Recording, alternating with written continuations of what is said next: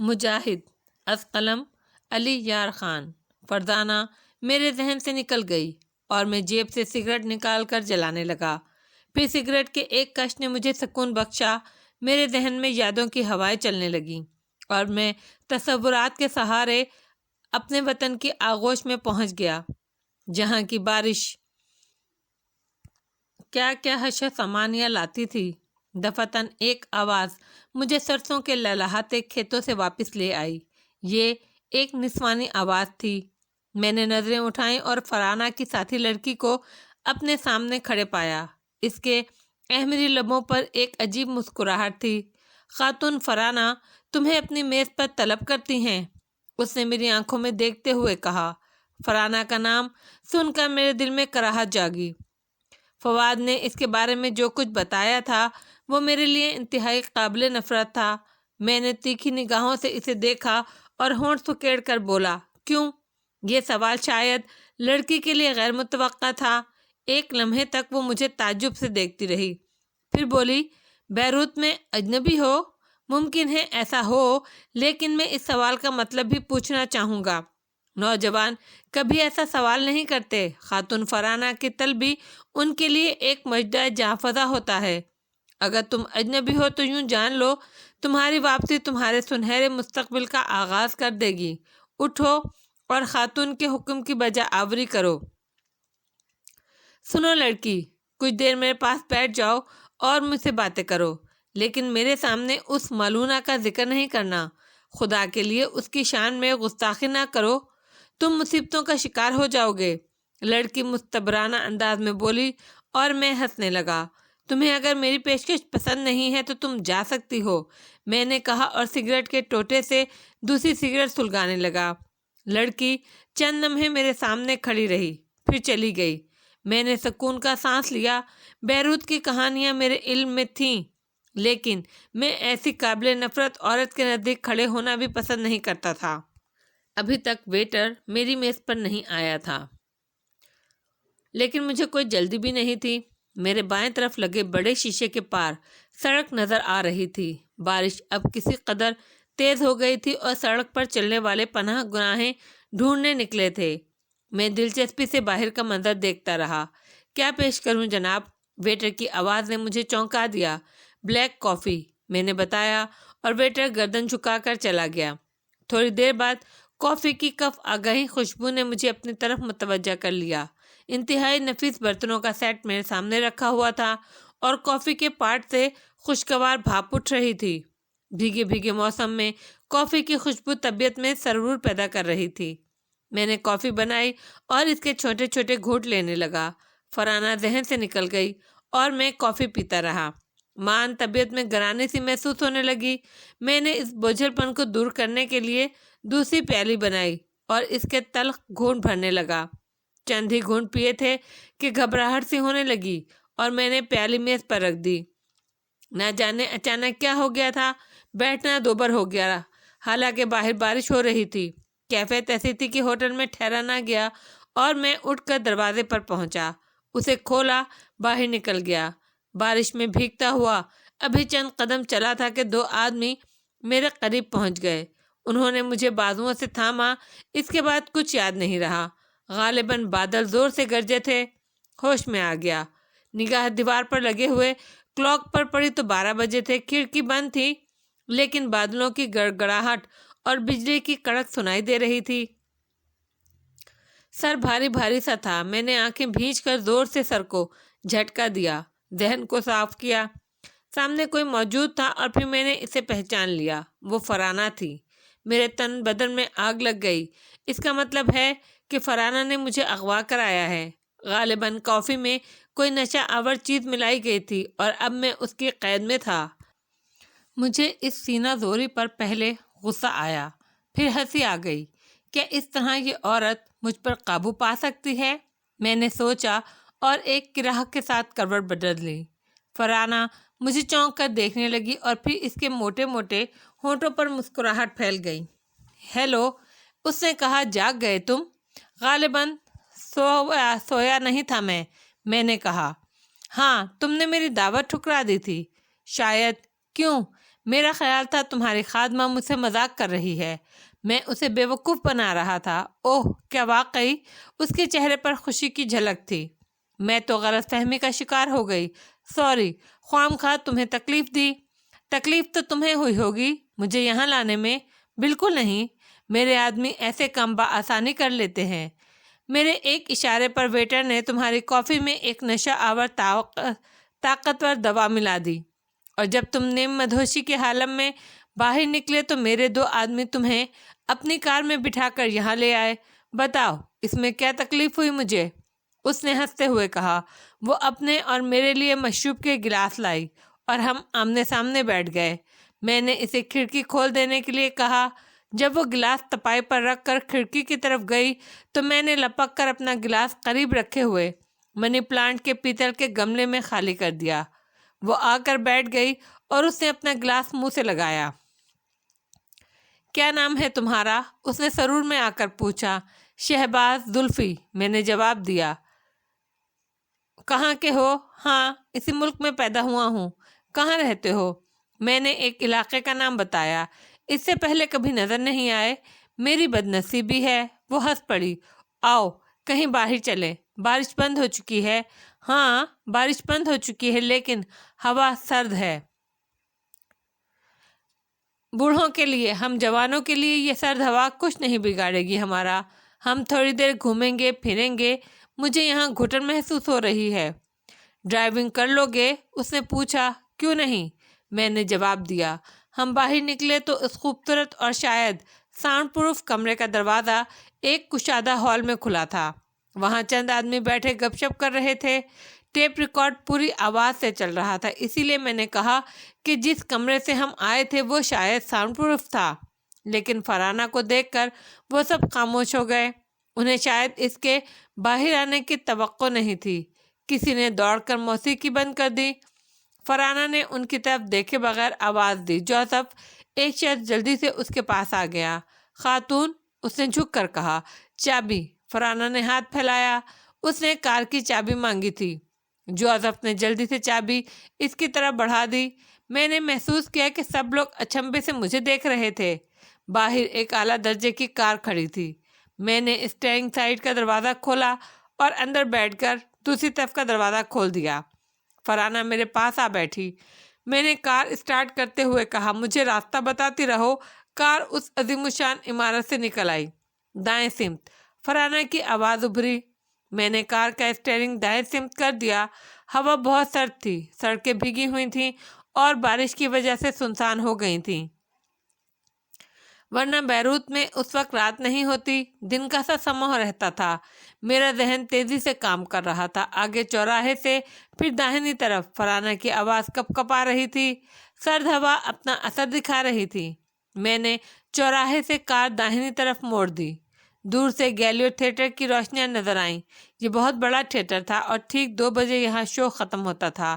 2 بجنے میں اب زیادہ دیر نہیں تھی۔ میرا منصوبہ یہیں سے شروع ہوتا تھا۔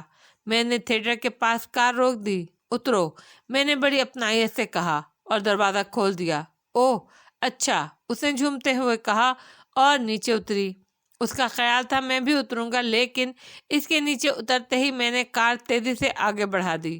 تاہم زیادہ دور نہیں گیا اور تھیٹر کے دوسری طرف گھوم کر کار ایک گوشے میں کھڑی کر دی۔ میرے اندازے کے مطابق تھیٹر کا وقت ختم ہو گیا تھا۔ لوگ باہر نکل رہے تھے۔ کار پارکنگ کی مخصوص جگہ پر کاروں کی روشنیاں جگمگانے لگی تھیں۔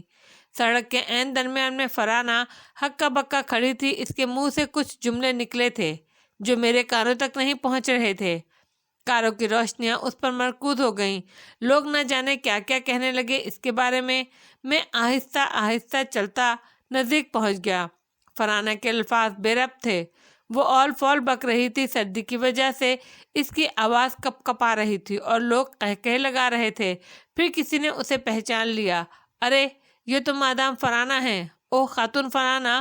ایک خوبصورت کار سے 2 بھاری بھرکم آدمی باہر نکلے۔ ان میں سے ایک نے جلدی سے اپنی برساتی فرانہ کے جسم پر ڈال دی اور پھر اس کی کلائی پکڑ کر کار کی طرف کھینچنے لگا۔ کہاں گیا وہ؟ میں اسے مزہ چکھا دوں گی۔ وہ کہاں ہے؟ وہ بفر کر کہنے لگی۔ میں اسے کچا چبا جاؤں گی۔ وہ شخص کسی نہ کسی طرح اسے کار تک لے گیا اور کار چل پڑی۔ میرا وہاں ٹھہرنا فضول تھا، چنانچہ میں نے ٹیکسی پکڑی اور اپنی رہائش گاہ پر چلا آیا۔ دوسرے دن ایک ٹیلی فون آیا اور مجھے ایک مخصوص مقام پر پہنچنے کی ہدایت کی گئی۔ بیروت اب میرے لیے اجنبی نہیں تھا، میں اس کے گلی کوچوں سے اچھی طرح واقف ہو چکا تھا، چنانچہ میں اس جگہ پہنچ گیا۔ کوئی خاص اجتماع نہیں تھا، نئے نئے چہرے نظر آ رہے تھے۔ پھر نائمہ برق مل گئی، مجھے دیکھ کر مسکراتی ہوئی میرے پاس آئی۔ میرا خیال ہے فہرست میں تمہارا نام بھی ہے۔ کون سی فہرست؟ تمہیں اس خصوصی اجتماع کے بارے میں کچھ نہیں معلوم؟ ابھی تک تو نہیں، میں نے جواب دیا۔ گڈ، آؤ ایک پیالی کافی پیئیں، رات کی بارش سے سردی خوب بڑھ گئی ہے۔ اس نے پیشکش کی اور میں نے قبول کر لی۔ ہم دونوں ایک کمرے میں جا بیٹھے۔ نائمہ کے آرڈر دینے پر ایک ملازم نے ہمارے سامنے کافی کے برتن سجا دیے۔ کافی کا گھونٹ لیتے ہوئے نائمہ کہنے لگی، کسی کو موقع نہیں مل سکا ہوگا، دراصل بالا ہی بالا جو کچھ فاصلے ہوتے ہیں ان کے بارے میں زیادہ لوگوں کو معلوم نہیں ہوتا، بس اسی طرح فوری میٹنگیں ہوتی ہیں اور لوگوں کو ان کی ذمہ داریاں سونپ دی جاتی ہیں۔ بات کچھ اور تفصیل طلب ہے، میں نے مسکراتے ہوئے کہا۔ واقعی؟ نائمہ ہنس پڑی۔ پلاننگ ڈپارٹمنٹ مصروف رہتا ہے، سارے مسائل ان کے سامنے ہوتے ہیں، اوپر والے ان پر سوچ بچار کرتے ہیں، ان کی نگاہیں ہر شخص پر ہوتی ہیں اور وہ اس کی شخصیت کو مد نظر رکھتے ہوئے اس کے لیے مہم کا انتخاب کرتے ہیں۔ مسٹر حاتم آپ کا نام بھی لے رہے تھے، گویا میرے سپرد بھی کوئی مہم کی جا رہی ہے۔ میرا خیال ہے یہ تو خوشی کی بات ہے، میں نے مسکراتے ہوئے کہا۔ نائمہ عجیب نگاہوں سے مجھے دیکھنے لگی، پھر ایک گہری سانس لے کر بولی، تم کس قسم کی مہم پسند کرو گے علی؟ اس کا فیصلہ میں نہیں کروں گا، میں نے جواب دیا۔ نائمہ مسکرانے لگی، پھر بولی، اور اگر کام تمہاری پسند کے مطابق نہ ہوا تو؟ نہیں نائمہ، مجھے ہر وہ کام پسند ہے جو تنظیم کے مفاد میں ہو، خواہ اس کی نوعیت کچھ بھی ہو۔ ہاں، میں نے گہری سانس لے کر کہا، بعض اوقات شدید ذہنی ورزش بھی کرنی ہوتی ہے اور انسان بری طرح الجھ جاتا ہے، اسے یہ بھی نہیں معلوم ہو پاتا کہ تنظیم کا مقصد کیا ہے اور جو کام وہ کر رہا ہے اس کا مقصد کیا ہے۔ ایسے اوقات میں شدید الجھن ہوتی ہے، یقیناً ہوتی ہوگی، بہرحال یہ سب تنظیم کے مفاد میں ہے، اسی لیے کسی کو اس بارے میں نہیں سوچنا چاہیے۔ تمہارا خلوص قابل رشک ہے علی، میں تمہیں نہیں بتا سکتی کہ تمہارے لیے میرے دل میں کیا جذبات ہیں۔ شکریہ نائمہ، ویسے یقین کرو میری اندرونی خوشیوں کا بھی تم تصور نہیں کر سکتی، یہ میری دیرینہ طلب تھی، میں نے جواب دیا۔ تھوڑی دیر کے بعد فواد ہمیں تلاش کرتا ہوا آ گیا، اس کے ہونٹوں سے ہنسی پھوٹ رہی تھی۔ بھائی علی، تمہارے لیے ایک بری خبر ہے، بہت ہی بری۔ خیریت؟ میں نے مسکراتے ہوئے پوچھا۔ ہم سب تو خیریت سے ہیں، لیکن تمہاری خیریت خطرے میں ہے۔ اتفاق سے میری ملاقات راحیل نظام سے ہوئی اور میں نے معلوم کر لیا کہ اس بار ایک خطرناک مہم تمہارے سپرد کی جا رہی ہے، انتہائی خطرناک۔ فواد پھر ہنس پڑا۔ یہی بری خبر ہے میرے لیے؟ نہیں، اس کے علاوہ کچھ اور بھی ہے، لیکن ابھی میٹنگ شروع ہونے میں کچھ وقت ہے، اس لیے کافی میں بھی پیوں گا اور مزے لے لے کر خبر سناؤں گا۔ فواد کی ہنسی کی وجہ سمجھ میں نہیں آ رہی تھی، تاہم میں سکون سے انتظار کرتا رہا۔ فواد نے شرارت آمیز نگاہوں سے ہم دونوں کو دیکھا۔ نائمہ نے اس کے لیے کافی منگوا لی۔ 3 گھونٹ پینے کے بعد اس نے کہا، دلچسپ بات یہ ہے کہ اس مہم میں تم تنہا حصہ لوگے، خود ہی اس کے انچارج بھی ہوگے۔ واقعی دلچسپ بات ہے۔ اس سے بھی زیادہ دلچسپ بات یہ ہے کہ تمہیں خاتون فرانہ کا اعتماد حاصل کرنا ہوگا، فواد نے انکشاف کیا اور میں اچھل پڑا۔ اس نے قہقہ لگایا، لیکن میں واقعی پریشان ہو گیا تھا۔ پھر فواد نائمہ کو فرانہ کے بارے میں بتانے لگا۔ میں نے اسے درمیان میں ٹوک دیا۔ اعتماد حاصل کرنے سے تمہاری کیا مراد ہے فواد؟ میرا خیال ہے تمہیں اسے دوستی کرنی ہوگی، گہری، اور شاید طویل عرصے تک اس کے ساتھ رہنا ہوگا۔ یقین کرو اس سے زیادہ مجھے کچھ بھی معلوم نہیں۔ اوہ فواد، واقعی گڑبڑ ہو گئی، مجھے اعتراف ہے، میں نے کہا۔ فواد سنجیدہ ہوا۔ کیوں، کوئی خاص بات ہے؟ ہاں یار، رات کو اس کے ساتھ میں نے بہت برا سلوک کیا تھا۔ میں نے پوری تفصیل ان دونوں کو بتا دی۔ فواد اور نائمہ کی آنکھیں تعجب سے پھیل گئیں۔ کچھ توقف کے بعد فواد نے کہا، واقعی گڑبڑ ہو گئی، بڑی پراسرار عورت ہے، پورے بیروت کو کھنگال ڈالے گی۔ کہاں چھوڑی تھی تم نے؟ گیلیلو تھیٹر کے پاس، میں نے جواب دیا، اور وہ کافی حلق میں انڈیل کر جلدی سے کھڑا ہو گیا۔ میں ابھی آیا، ممکن ہے کچھ دیر ہو جائے، کوئی میرے بارے میں پوچھے تو بتا دینا، ایک ضروری کام سے گیا ہوں۔ وہ ہمارے جواب کا انتظار کیے بغیر باہر نکل گیا۔ ہم دیکھتے رہ گئے تھے۔ نائمہ کی آنکھوں میں مسکراہٹ تھی۔ تم صاحب کردار بھی ہو علی، ہر لمحہ تمہارے بارے میں ایک نیا انکشاف ہوتا ہے۔ میں نے کوئی جواب نہیں دیا۔ تھوڑی دیر بعد ہمارا بلاوا آ گیا۔ میں اور نائمہ ساتھ ساتھ چل پڑے۔ عمارت میں ایک بہت بڑا ہال تھا جس میں ترتیب سے نشستیں لگی ہوئی تھی۔ اس وقت آدھی نشستیں پر ہو چکی تھی۔ سامنے ایک اسٹیج بنا ہوا تھا جس پر ایک چوڑی میز رکھی ہوئی تھی۔ اس میز کے پیچھے کچھ لوگ بیٹھے تھے جن میں سے بیشتر کو میں جانتا تھا۔ 2 یا 3 ایسی شکلیں تھیں جو میرے لیے اجنبی تھیں۔ یقیناً یہ پلاننگ ڈپارٹمنٹ کے لوگ تھے۔ مجھے اور نائمہ کو ہماری نشستیں بتا دی گئیں اور ہم وہاں جا کر بیٹھ گئے۔ میٹنگ کی کارروائی کا آغاز ہوا۔ مختلف مسائل سامنے لائے گئے۔ ہر شخص کو سوال کرنے کی اجازت تھی، لیکن کسی نے کوئی سوال نہیں کیا۔ ایک شخص میٹنگ کو کنڈکٹ کر رہا تھا۔ اس نے ابراہیم عادل گروپ کے سپرد ایک مہم کی جس میں اس گروپ کو ریڈ آرمی کے ایک افسر کو ہلاک کرنا تھا۔ اس افسر کے بارے میں خیال تھا کہ یہ مسلسل فلسطینی کاز کو نقصان پہنچا رہا ہے۔ اس کے بعد محمود جالود گروپ کو ایک مہم سونپی گئی۔ ستارہ کیف، سعید عاکف، کپتان گوہر شغف اور عدنان بودی کو بدستور اس گروپ میں رکھا گیا تھا۔ پھر کچھ اور کارروائیاں ہوئیں اور اس کے بعد میرا نام پکارا گیا۔ جس طرح دوسرے لوگ اپنا نام پکارے جانے پر کھڑے ہو جاتے تھے، اسی طرح میں بھی اپنی نشست پر کھڑا ہو گیا، اور میٹنگ کنڈکٹ کرنے والے نے مجھے مسکراتے ہوئے مخاطب کیا، جناب علی یار خان، براہ کرم یہاں تشریف لے آئیے۔ میں اس کے پاس پہنچ گیا۔ اس نے دوسرے لوگوں سے میرا تعارف کراتے ہوئے میرے بارے میں توصیفی کلمات کہے۔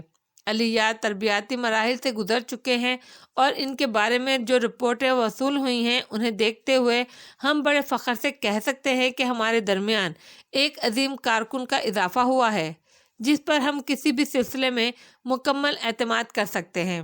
علی یار خان کا تعلق پاکستان سے ہے اور یہ بات کہتے ہوئے ہمیں فخر ہے۔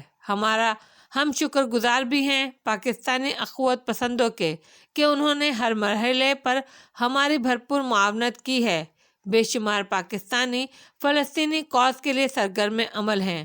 انہوں نے اپنی تمام جدوجہد ہمارے حصول مقصد کے لیے مخصوص کر دی ہے۔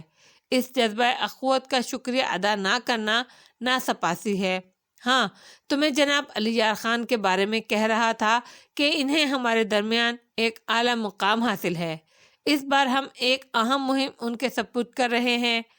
یہ مہم طویل ہے اور اس کے ذریعے ہمارے مقاصد کو بہت بڑا سہارا ملے گا۔ علی یار خان صاحب، اس مہم کی تھوڑی سی تفصیلات میں آپ کے سامنے عرض کر دوں۔ بیروت میں فلسطینی کاز کے لیے جدوجہد نہایت کامیابی سے جاری ہے، لیکن ہمیں یہیں ہمارے دشمنوں کی سب سے بڑی تعداد دکھتی ہے۔ بیروت کی آبادی کا ایک طبقہ مکمل طور پر صہیونی طرز فکر کا قائل ہے، بلکہ اگر یہ کہا جائے تو غلط نہیں ہوگا کہ ہماری آپس کی چپقلش، یعنی وہ جو لبنان کے مسلمانوں اور عیسائیوں کے مابین تھی، اب پس پردہ ہو گئی ہے۔ صہیونی سازشوں نے دوسرے بازو پر مکمل تسلط حاصل کر لیا ہے۔ اب جو کچھ ہو رہا ہے صہیونی سازش کے تحت ہو رہا ہے۔ چنانچہ اس بات کو ہمیشہ پیش نظر رکھا جاتا ہے کہ دوسرا بازو صہیونی ہے۔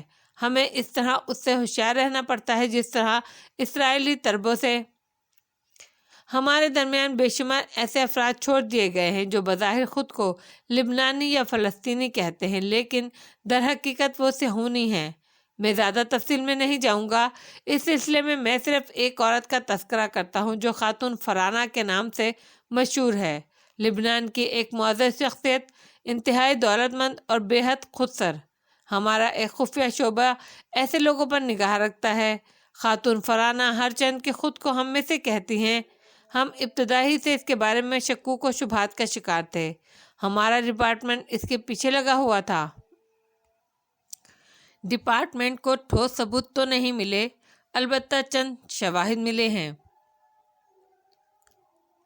جن سے عیاں ہوتا ہے کہ خاتون فرانہ ہمارے خلاف جاسوسی کرتی ہیں اور اس کے ہاتھ بہت لمبے ہیں۔ وہ اعلیٰ پیمانے پر کام کر رہی ہے۔ یہاں بے شمار افراد اس کے ماتحت ہیں جن میں زیادہ تعداد بدنام لوگوں کی ہے۔ چنانچہ اس بات کا تعین کر لیا گیا ہے کہ خاتون فرانہ صہیونی تنظیم کی اعلیٰ کار ہے، بلکہ یہ بھی کہا جائے تو شاید غلط نہ ہو کہ وہ در حقیقت ہم میں سے نہیں ہے، بلکہ اس نے مذموم مقاصد کے تحت یہ نام اختیار کیا ہے۔ ایسی شخصیت کو ہم اس کھلے میدان والی فوج سے زیادہ خطرناک سمجھتے ہیں جو ہمارے سامنے ہتھیاروں سے لیس موجود ہو اور ہم سے جنگ کا ارادہ رکھتی ہو۔ اس عورت کی اصل شخصیت معلوم کرنا بلا شبہ انتہائی مشکل کام ہے۔ ہمیں اعتراف ہے کہ اس کام کی انجام دہی آسان نہیں ہوگی۔ اس کے لیے ایک طویل جدوجہد کرنا ہوگی، تب کہیں جا کر فرانہ کی اصلیت کھل سکے گی۔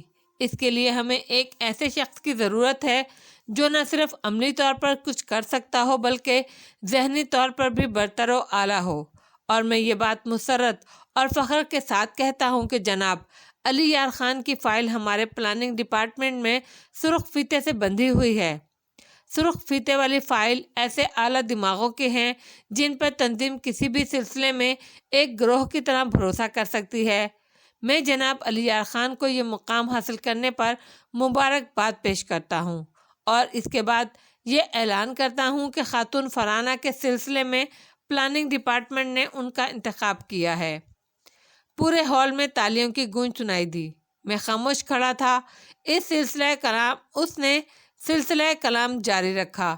ہاں، اگر جناب علی یار خان کو اس سلسلے میں کوئی اعتراض ہو تو پلاننگ ڈپارٹمنٹ اس پر غور کرنے کے لیے تیار ہے۔ خاتون فرانہ کے سلسلے میں تھوڑی بہت معلومات جو پلاننگ ڈپارٹمنٹ کو موصول ہوئی ہیں ان کے سپرد کر دی جائیں گی، اور اس کے بعد مکمل طور پر ان کو اختیار ہوگا کہ اس عورت کے بارے میں مزید معلومات حاصل کریں اور اس کے خلاف جس طرح چاہے پلاننگ کریں۔ گویا وہ خود ہی اس مہم کے انچارج بھی ہوں گے اور خود ہی کارکن بھی۔ ہم ان کی سہولت کے لیے ایک الگ ڈپارٹمنٹ بنا دیں گے جس سے وہ جس وقت چاہیں کام لے سکتے ہیں۔ اور اب اس کے بعد میں جناب علی یار خان سے سوال کروں گا کہ کیا وہ اس مہم کی انجام دہی کے لیے تیار ہیں؟ سب لوگوں کی نگاہیں میری جانب اٹھی ہوئی تھی۔ اس جگہ میں گزشتہ رات کے واقعے کا تذکرہ نہیں کر سکتا تھا۔ بہر صورت یہ میری پہلی مہم تھی اور میں اس میں معذرت کی کوئی گنجائش نہیں پاتا تھا، اس لیے میں نے پرسکون لہجے میں اقرار کر لیا، ہاں، میں بخوشی اسے انجام دینے کے لیے تیار ہوں۔ بہت بہت شکریہ علی یار خان صاحب، تشریف رکھیے۔ اب میں احسان فروغی کا نام لیتا ہوں۔ میں واپس اپنی نشست پر آ کر بیٹھ گیا۔ علی، جو اعزاز تمہیں بخشا گیا ہے وہ واقعی قابل فخر ہے۔ میں تمہیں اپنی خدمات سے آگاہ نہیں کر سکتی، نائمہ نے کہا۔ نائمہ، شکریہ، خدا کرے میں اپنی کوششوں میں کامیاب ہو جاؤں، میں نے جواب دیا۔ میٹنگ کی کارروائی کے اختتام تک میں وہاں موجود رہا۔ فواد ابھی تک نہیں آیا تھا۔ 4 گھنٹوں کے بعد میٹنگ کا اختتام ہوا اور ہم لوگوں نے اسی عمارت میں لنچ کیا۔ پھر میں وہاں سے نکل آیا۔ نائمہ نے مجھے خدا حافظ کہا۔ جب میں اپنی رہائش گاہ پر پہنچا تو وہاں فواد موجود تھا۔ وہ کچھ دیر پہلے آیا تھا۔ مجھے دیکھ کر مسکرانے لگا۔ میٹنگ ختم ہو گئی؟ اس نے پوچھا۔ ہاں، میں نے جواب دیا۔ میرا نام تو نہیں پکارا گیا کسی سلسلے میں؟ نہیں، اتفاق ہے۔ اتفاق نہیں، مجھے معلوم تھا۔ آج کی میٹنگ میں میرا کوئی مسئلہ درپیش نہیں ہے۔ میں اس کے سامنے ایک کرسی پر بیٹھ گیا اور پوچھا، تم کہاں چلے گئے تھے؟ بعد میں بتاؤں گا، پہلے یہ بتاؤ کہ فرانہ کا معاملہ تمہارے سپرد کر دیا گیا؟ ہاں۔ تم نے اس مہم کی انجام دہی قبول کر لی؟ ہاں، میں نے اسی انداز میں مسکراتے ہوئے کہا۔ بہت اچھا کیا۔ ویسے کیا ذمہ داریاں سونپی گئی ہیں تمہیں؟ اس نے پوچھا۔ میں نے تمام تفصیلات بتا دیں جو میٹنگ میں طے کی گئی تھیں۔ اس نے گردن ہلاتے ہوئے کہا، ہم سب کا خیال تھا کہ فرانہ ایک مشتبہ کردار ہے۔ تم یقین کرو علی، وہ اتنے برے لوگوں سے ملتی ہے کہ تم تصور نہیں کر سکتے۔ میں تمہیں ان برے لوگوں کی تفصیلات مہیا کر دوں گا۔ خاص طور سے اس کا تعلق ایک ایسے شخص سے ہے جسے ہم جرائم کی دنیا کا بے حد خطرناک انسان کہہ سکتے ہیں۔ میرا مقصد یہ ہے کہ ڈیئر ایک ایسی شخصیت کے پیچھے تمہیں لگایا گیا ہے جو معمولی نہیں ہے۔ فرانہ ایک سربستہ راز ہے۔ بظاہر جو کچھ وہ نظر آتی ہے وہ تو ہے، لیکن اس کی دوسری شخصیت نہ جانے کیا ہے۔ اس کا پتہ چلانا آسان کام نہیں ہوگا، تمہیں اس کے لیے شدید محنت کرنی ہوگی۔ وہ تو ٹھیک ہے فواد، لیکن یہ بتاؤ کہ تم گئے کس سلسلے میں تھے؟ مجھے شبہ ہے تم میرے ہی مسئلے میں کچھ سوچ کر اٹھے تھے۔ بالکل ٹھیک، میں کچھ کر کے بھی آیا ہوں۔ کیا؟ میں نے دلچسپی سے پوچھا۔ وہ کار اتفاق سے گیلیلو تھیٹر کے بائیں سمت اسی جگہ موجود تھی جہاں تم نے اسے کھڑا کیا تھا۔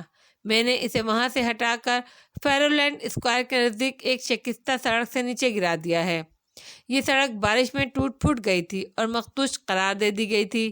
اس طرف کوئی نشے میں ڈوبا ہوا شرابی ہی جا سکتا ہے اور یقینی طور پر وہاں حادثے کا شکار ہو سکتا ہے۔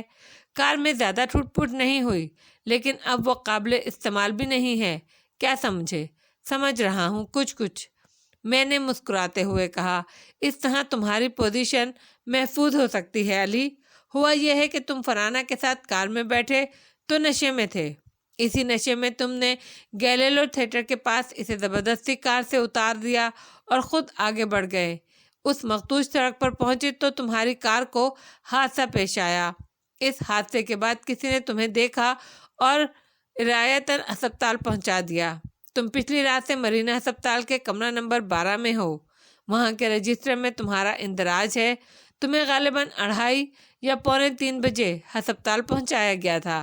میں مسرت سے اچھل پڑا۔ تم سب کر کے آئے ہو فواد؟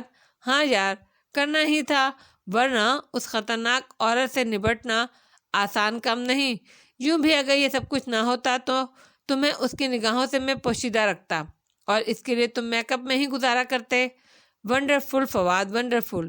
لیکن مجھے اس بات پر اس لیے حیرت نہیں ہو رہی کہ تمہارا شمار تنظیم آزادی کے اہم ترین کارکنوں میں سے ہے۔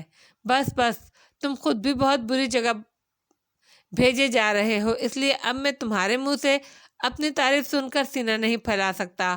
بہرکیف ہماری اس کارروائی سے تم مطمئن ہو؟ بہت زیادہ، میں نے اس کا شانہ تھپکتے ہوئے کہا۔ تب ٹھیک ہے، ویسے مجھے مسرت ہے علی میری جان کہ میں تمہارے کسی کام آ سکا، لیکن تمہارے لیے وہ بری خبر بدستور موجود ہے۔ فرانہ جیسی خبیث عورتوں سے نبٹنا آسان نہیں، پھر بھی میں تمہارے اطمینان کے لیے ایک بات بتاؤں۔ جب ہم اپنے مقصد کے حصول کے لیے وقف ہوں، ہمارا جسم، ہماری روح اور ہمارا رواں تنظیم کے مقاصد کے لیے وقف ہو چکا ہے۔ اگر ان مقاصد کے حصول کے لیے ہمیں کسی ایسے مرحلے سے بھی گزرنا پڑے جو ہمارے لیے شدید کرب کا باعث ہو، تو ہم یہ سوچ کر دل کو مطمئن کر سکتے ہیں کہ ہمیں اپنے مشن کے لیے سب کچھ کرنا ہے۔ میرا خیال ہے اس کے بعد تمہارے ضمیر سے بوجھ ہٹ جائے گا۔ میں فواد کی باتوں کی گہرائی میں گم ہو گیا۔ درحقیقت وہ سچ کہہ رہا تھا۔ کیا تم مجھ سے متفق نہیں ہو؟ اس نے مجھے خاموش پا کر کہا۔ نہیں فواد، یہ بات نہیں ہے۔ پھر یہ الجھن ذہن سے نکال دو، اور بہرحال وہ عورت ہے، کچھ اور نہیں۔ کچھ اور بے تکلفی کی اجازت دو علی، تو ایک سوال کروں؟ ضرور۔ کوئی عورت تمہاری آئیڈیل ہے؟ نہیں، یقین کرو۔ مجھے یقین ہے، لیکن اس کے ساتھ حیرت بھی، کیونکہ تم نے ایک طویل عرصہ امریکہ میں گزارا ہے۔ ہاں، لیکن میں شروع سے ہی جنونی ہوں، میں نے مسکراتے ہوئے کہا۔ جنونی؟ ہاں، میرے سر میں اپنے وطن کی سرزمینی اور سربلندی کا جنون تھا۔ اکثر میں نے ایسی لاتعداد داستانیں سنی تھی۔ میں جانتا ہوں کہ عورت مرد کی بہت بڑی کمزوری ہے، لیکن اس کے لیے خود کو انسانیت سے گرا دینا میرے نزدیک مناسب نہیں ہے۔ بے شک، فواد نے تعریفی انداز میں گردن ہلائی۔ اس کے لیے میں نے معاہدہ کیا۔ میں یہ نہیں کہوں گا کہ مجھے عورت ناپسند ہے، لیکن میرے ذہن میں اپنے وطن کی عورت تھی۔ مشرق کی عورت میری نگاہ میں انسان ہے، اور مغرب کی عورت کے نام پر دھبا۔ بہت اعلیٰ خیالات ہیں، لیکن میں نے آہستہ سے کہا، مقصد میری جان، مقصد۔ حالانکہ ہم کچھ دیر قبل اسی فرانہ کے بارے میں بات کر رہے تھے۔ ویسے فرانہ در حقیقت پراسرار عورت ہے۔ اس پر بہت عرصے سے نگاہ رکھی جا رہی ہے۔ کیا شبہ ہے اس پر؟ یہی کہ وہ یہودی مقاصد کے لیے کام کر رہی ہے، اور بہت سے مسلم نوجوان اس کے جال میں پھنسے ہوئے ہیں۔ ہر چند کہ ان کا تعلق تنظیم سے نہیں ہے، لیکن پھر بھی میں سمجھ رہا ہوں۔ اس کا مطلب تو یہ ہوا کہ اس کا تعلق بذات خود وہ کچھ نہیں ہے، بس یہ تعلق ہی پراسرار ہے، اور شاید اسی تعلق کے لیے ہم پریشان ہیں۔ خدا کرے میں اپنی مہم میں کامیاب ہو جاؤں۔ ہم سب کی دعائیں تمہارے ساتھ ہیں، فواد نے بڑے خلوص سے کہا۔ تو پھر مجھے ہسپتال میں کب منتقل ہونا ہے؟ بس شام ہونے کا انتظار کرنا ہوگا، باقی میں نے سب ٹھیک کر لیا ہے۔ اگر وہ میری رہائش گاہ کے بارے میں پوچھے فواد تو مجھے کیا کرنا چاہیے؟ اوہ، اس وقت تم نہایت اطمینان سے یہاں کا پتہ بتا سکتے ہو، فواد نے کہا، اور میں گردن ہلانے لگا۔ خوبصورت نرس مسکراتی ہوئی میرے پاس آئی۔ اس نے اپنا نرم ہاتھ میری نبض پر رکھا اور مسکراتے ہوئے بولی، اب کیسے مزاج ہیں؟ ٹھیک ہوں، لیکن میں نے بوکھلائے ہوئے انداز میں کہا، زیادہ پی لینا بری چیز ہے، اور اس کیفیت میں ڈرائیونگ بے حد خطرناک ہوتی ہے۔ تم نے یہ خیال تک نہیں کیا؟ اس نے ہمدردی سے کہا۔ خیال کر لیتا نرس تو یہ نوبت نہ آتی۔ ویسے کیا میں شدید زخمی ہوں؟ میں نے سوال کیا، حیرت انگیز طور پر۔ نہیں، میرے خیال میں تم اس وقت کار سے نکل آئے تھے جب کار سڑک کے نشیب میں اتر گئی۔ اگر کار کے اندر ہی رہ جاتے تو شاید شدید زخمی ہو جاتے۔ پھر بھی؟ میں نے پوچھا۔ بہت معمولی چوٹیں ہیں، بس سر پر ضرب لگی تھی جس کی وجہ سے بے ہوشی طویل ہو گئی۔ اب اپنے بارے میں بتاؤ، کون ہو اور تمہارے بارے میں کسے اطلاع دی جائے؟ میں چند لمحے سوچتا رہا، پھر اطمینان سے خاتون فرانہ کا نام لے دیا۔ نرس چونک پڑی۔ اس کے بعد اس نے کچھ نہیں کہا اور خاموشی سے باہر نکل گئی۔ میں نے اس کے چہرے کے تاثرات خوشگوار محسوس نہیں کیے۔ اس کا مطلب تھا کہ نرس فرانہ کے بارے میں جانتی تھی۔ وقت گزرتا رہا، نرس واپس نہیں آئی۔ البتہ گھنٹہ پورا ہونے کے بعد دروازہ کھلا اور 3 آدمی اندر داخل ہوئے۔ ان میں ایک ڈاکٹر کے لباس میں تھا اور 2 سادہ لباسوں میں۔ وہ تینوں میرے قریب آئے۔ کیا نام ہے تمہارا؟ سادہ لباس والوں میں سے ایک نے پوچھا، اور میں نے اطمینان سے شہباز زلفی کا نام لے دیا۔ خاتون فرانہ سے تمہارا کیا تعلق ہے؟ بس میں خاتون کے نیاز مندوں میں سے ہوں، میں نے کہا۔ زخمی کیسے ہوئے؟ ان کی کار میں تھا، نشے میں ہونے کی وجہ سے اسٹیئرنگ پر قابو نہیں رکھ سکا، میں نے کہا، اور وہ دونوں چونک پڑے۔ انہوں نے ایک دوسرے کی شکلیں دیکھیں اور پھر ایک نے کہا، غلط فہمی ہو گئی ڈاکٹر، یہ ہمارا ہی آدمی ہے۔ کیا کیفیت ہے اس کی؟ ٹھیک ہے، آپ چاہیں تو انہیں لے جا سکتے ہیں، ڈاکٹر نے جواب دیا، اور میں ان دونوں کے ساتھ باہر نکل آیا۔ ایک شاندار لینڈ کروزر کھڑی ہوئی تھی جس میں انہوں نے مجھے بیٹھنے کا اشارہ کیا اور میں نے تعمیل کی۔ ایک ڈرائیو کرنے لگا، دوسرا میرے ساتھ بیٹھ گیا۔ یہ کیا حرکت کی تم نے؟ میرے پاس بیٹھے ہوئے شخص نے کہا، اور میں حیرت سے اس کی صورت دیکھنے لگا۔ کیسی حرکت؟ خاتون فرانہ تمہارے ساتھ تھیں؟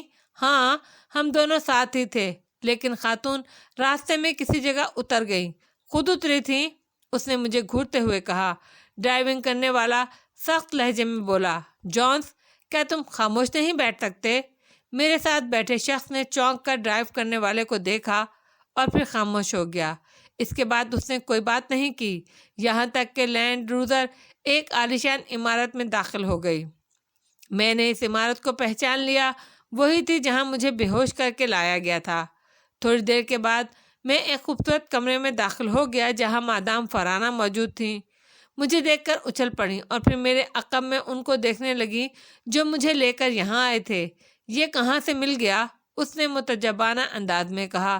سرینا ہسپتال سے مادام، کہانی ہی دوسری نکلی۔ کیا مطلب؟ خاتون فرانہ کے چہرے پر خشونت ابھر آئی۔ وہ تیز نگاہوں سے مجھے دیکھ رہی تھی۔ اس سے قبل کہ مجھے یہاں لانے والا اس کے سوال کا جواب دیتا، اس نے خود ہی ہاتھ اٹھا کر کہا، ٹھیک ہے، تم جاؤ، میں اس سے بات کر لوں گی۔ میں زخمی ہوں مادام فرانہ، میں نے کسی قدر شکایتی انداز میں کہا۔ بیٹھو، وہ بھاری لہجے میں بولی، اور میں روٹھا روٹھا سا ایک سیٹ پر بیٹھ گیا۔ دونوں آدمی باہر نکل گئے اور انہوں نے دروازہ باہر سے بند کر دیا۔ بہرحال اب فرانہ کو یقین دلانے کا مسئلہ تھا اور مجھے اس کے لیے یقینی محنت کرنا تھی، کیونکہ اس وقت کے معاملات کا انحصار میری عمدہ اداکاری پر تھا۔ کیا کہانی ہے تمہاری؟ میں اس خشک رویے کا مطلب نہیں سمجھا فرانہ۔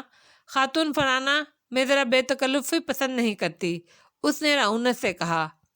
مجھے ان الفاظ پر حیرت ہے، میں نے چہرے پر کبیدگی کے آثار پیدا کرتے ہوئے کہا۔ اس کا چہرہ بظاہر سپاٹ تھا، لیکن آنکھیں چھپانا دنیا کا سب سے مشکل کام ہے۔ آہنی اعصاب کے لوگ جو اپنے چہرے کے تاثرات اتار چڑھاؤ پر قابو رکھنے میں ماہر ہوتے ہیں، وہ کسی بھی حال میں کسی دوسرے کو اپنی کیفیت سے آگاہ نہیں ہونے دیتے۔ اگر آنکھوں پر قابو پانے کا فن سیکھ لیں تو پھر ان کے بارے میں کچھ معلوم کرنا سخت مشکل ہو جائے، لیکن اتنی مہارت عام لوگوں کے لیے ممکن نہیں ہے، اور فرانہ بھی اسی کمزوری کا شکار تھی۔ اس کے چہرے پر کھچاؤ تھا، لیکن آنکھیں اس کی دلی کیفیت کی چغلی کھا رہی تھیں۔ صاف اندازہ ہو رہا تھا کہ اس کے دل میں میرے بارے میں تجسس چھپا ہوا ہے۔ میں سرزمین پنجاب کا ایک دیہاتی بظاہر ان گہرائیوں کے بارے میں سوچ بھی نہیں سکتا تھا۔ ہم سیدھے بے ریا لوگ تھے، بس انسان کی زبان کو ہی ابتدا اور انتہا سمجھتے، لیکن حالات بعض اوقات وہ کچھ سکھا دیتے ہیں جن کا تصور بھی نہیں کیا جا سکتا۔ مجھے جو تربیت دی گئی تھی اس نے میری حیثیت کو کئی گنا تیز کر دیا تھا، اور اب میں انسانوں کو سمجھنے کی مہارت حاصل کر چکا تھا۔ کم از کم فرانہ جیسی عورت آسانی سے مجھے دھوکہ نہیں دے سکتی تھی، بلکہ میں اسے اپنی اداکاری کے جال میں پھانسنے کی قوت رکھتا تھا۔ وہ میرے جواب کا انتظار کرتی رہی، پھر اس نے دوبارہ اسی انداز میں کہا، میں منتظر ہوں۔ کس بات کی خاتون فرانہ؟ اس بار میرے لہجے میں طنز تھا، اس رات سے اب تک کے واقعہ سننے کی۔ ایک سوال کرنے کی جسارت کر سکتا ہوں خاتون فرانہ، میں نے کہا، اور وہ سوالیہ انداز میں مجھے دیکھنے لگی۔ کیا آپ کے خیال میں آپ کسی طور پر مجھ سے برتری رکھتی ہیں؟ بیہودہ سوال ہے، اس نے جواب دیا۔ سوچ لیں اچھی طرح، میں نے کہا۔ وہ مجھے گھورنے لگی، پھر بولی، تمہاری بات سے گستاخی کی بو آ رہی ہے۔ میں واقعی بہت بدتمیز ہوں۔ ہوٹل میں آپ کی خادمہ نے مجھے کوئی معمولی شخصیت سمجھ کر آپ کا پیغام دیا تھا۔ میں اس پیغام کو ٹھکرا رہا تھا۔ اس کے بعد آپ نے غالباً مجھے بے ہوش کر کے اغوا کرا لیا۔ میں اس بات کا اعتراف کرتا ہوں کہ وہاں دھوکہ کھا گیا تھا، لیکن اس کے بعد، ہاں آگے بولو۔ اس کے بعد خاتون فرانہ بے اختیار مسکرا پڑی۔ اس کے اندر پھر تبدیلی پیدا ہو گئی تھی۔ انوکھی عورت تھی، ایک لمحے میں گرگٹ کی طرح رنگ بدلنے والی۔ میں اس کے چہرے کے ہر تاثر کو پڑھ رہا تھا۔ اس کے بعد جب آپ کے یہاں میری آنکھ کھلی تو مجھے حیرت ہوئی کہ میں پرسحر موسم سے متاثر ہو گیا۔ اس وقت میرے ذہن پر آپ کی قربت کا فسو طاری ہو گیا تھا، لیکن شراب خانہ خراب نے ہمیشہ میری تقدیر کے دروازے مجھ پر بند کیے ہیں۔ کچھ اور تفصیل؟ اس بار فرانہ کے لہجے میں اشتیاق تھا۔ کوئی تفصیل نہیں، بارہا قسمیں کھاتا ہوں کہ نہیں پیوں گا، لیکن کہیں نہ کہیں بھول ہو جاتی ہے۔ مگر تم اس قدر مدہوش تو نہیں ہوتے ہو؟ خدا جانے کیا ہوتا ہے، میں نے ٹھنڈی سانس لے کر کہا۔ وہ کسی سوچ میں ڈوب گئی، پھر یکدم چونک کر بولی، مجھے بیوقوف بنا رہے ہو، احمق سمجھتے ہو مجھے؟ میں جانتی ہوں تمہارے ذہن میں کیا تھا، مجھے بھی بتاؤ، میں نے جھلائے ہوئے لہجے میں کہا۔ تم نے سوہانہ میں میری دعوت ٹھکرا دی، اور اس کے بعد جب تم نے خود کو میرے شکنجے میں پایا تو تمہارے ذہن میں انتقام ابھر آیا۔ تم نے مجھے باہر چلنے کا مشورہ دیا، جو میں نے قبول کر لیا۔ پھر تم نے مجھے ایک سڑک پر چھوڑ دیا تاکہ میری عزت خاک میں مل جائے۔ کیا مطلب؟ اس بار میں نے بوکھلانے کی اداکاری کی اور بے یقینی کے سے انداز میں اسے دیکھنے لگا۔ وہ بھی گہری نگاہوں سے مجھے دیکھ رہی تھی، گویا میرے بارے میں رائے قائم کر رہی ہو۔ مطلب تم اچھی طرح سمجھتے ہو۔ خاتون فرانہ، براہ کرم غلط فہمیوں کی فضا سے باہر نکل آئیے، دشمنوں کے بجائے دوستوں کا سا انداز اختیار کیجیے۔ مجھے کچھ نہیں معلوم کہ اس کے بعد کیا ہوا۔ میں نوشی میرے حواس پر عجیب طرح اثر انداز ہوتی ہے۔ میرے شناساؤں کا خیال ہے پی کر بھی میں اسی طرح نارمل رہتا ہوں جس طرح عام حالات میں، لیکن میں جانتا ہوں میری کیفیات کیا ہو جاتی ہیں۔ اس سلسلے میں بھی میری معلومات میں اضافہ ہو جائے تو بہتر ہے، اس نے زہر قند سے کہا۔ شراب مجھ سے میری خود اعتمادی چھین لیتی ہے، میرے اعضاء میرے حریف بن جاتے ہیں۔ اس وقت میرا ذہن معاف ہو جاتا ہے، قوت ارادی ناکارہ ہو جاتی ہے۔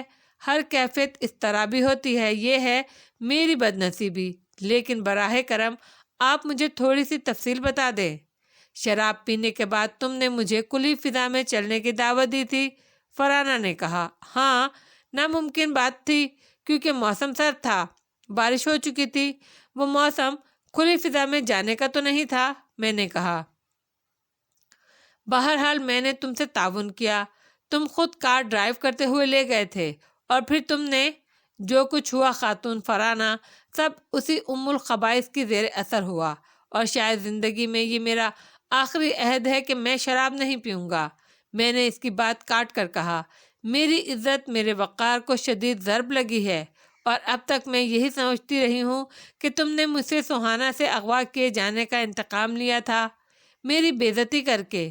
میں احمقوں کی طرح سڑک پر کھڑی تھی، اور اجنبی لوگ مجھے دیکھ کر کہا لگا رہے تھے، مجھ پر آوازیں کس رہے تھے۔ نہ جانے کس نے مجھے یہاں پہنچایا، میرا ان واقعات سے کوئی تعلق نہیں۔ تم کہاں تھے؟ ہسپتال میں۔ شاید تمہاری کار کو کوئی حادثہ پیش آیا تھا، لیکن مجھے اس بات کا احساس نہیں تھا کہ تم میرے ساتھ اس کار میں موجود نہیں ہو۔ میں نے ہوش میں آ کر سب سے پہلا سوال یہی کیا تھا کہ میری ساتھی کس حال میں ہے؟ تم ہسپتال کی نرس سے پوچھ سکتی ہو۔ خاتون فرانہ، میں نے ایسے لہجے میں یہ الفاظ کہے کہ وہ سوچ میں ڈوب گئی۔ پھر اس نے گہری سانس لے کر کہا، تمہاری وجہ سے مجھے شدید ذہنی صدمے سے دوچار ہونا پڑا۔ میں انتقام کی آگ میں سلگ رہی تھی۔